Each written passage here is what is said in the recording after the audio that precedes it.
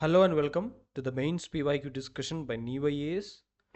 This is a question from the 2020 mains. Now this question is about Persian literary sources as well as medieval period in general. Look at the question.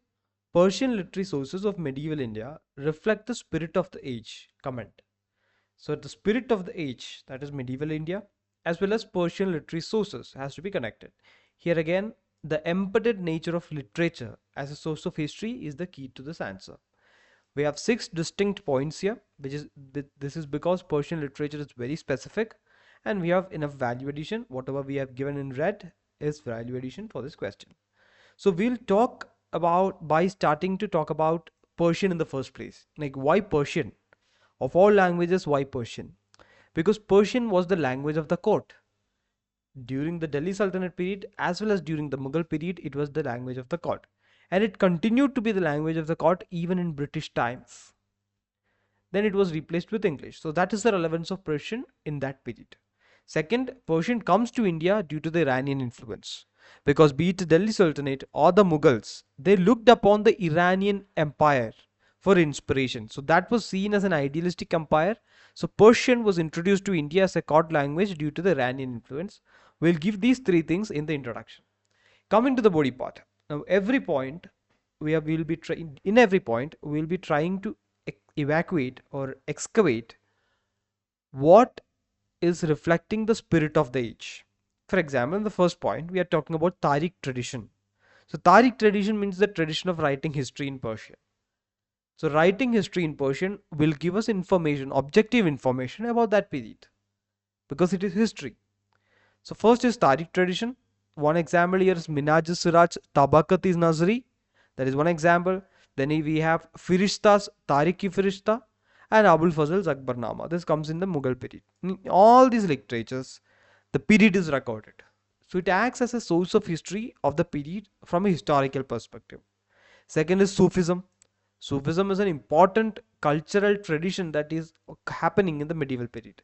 And this Persian literature throws light on Sufism.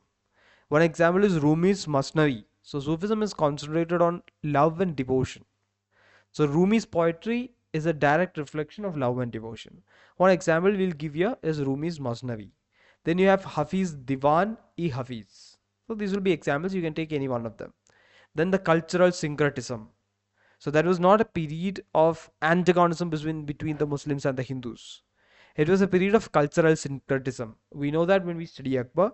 Here we have the example of Mahabharat being translated into Persian as Rasnama. Next is aesthetic and poetic sensibilities. For example, if we take the case of Amir Khusru's poems, it will give us idea about the poetic sensibilities and what they considered as aesthetically pleasing. So what is aesthetically pleasing will be what is there in their surroundings. So Persian literature will give us insights into the spirit of their aesthetics. Here it is about spirit of age. So spirit of the aesthetics is the fourth point. Then various translations. So translation is always happening on a work that is considered of importance. A work that is not of importance is not translated. So what is being translated into Persian will reflect the emphasis that different literature and traditions had during that time. Finally, administrative records. So administrative records are like archives. For example, if you take the Mughal administrative records, it will give us the economic history of the period, which means how land was divided, what was the surplus, what was the GDP. So the spirit of an age is always dependent on the economic factors as well. So that will also be coming with administrative records in Persian. And this will happen because Persian is an official language of the court. Otherwise, we won't get administrative records.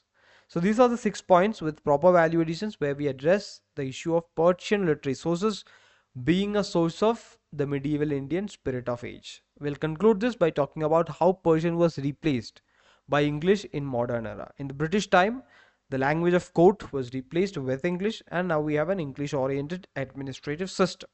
So that's it. Thank you for listening.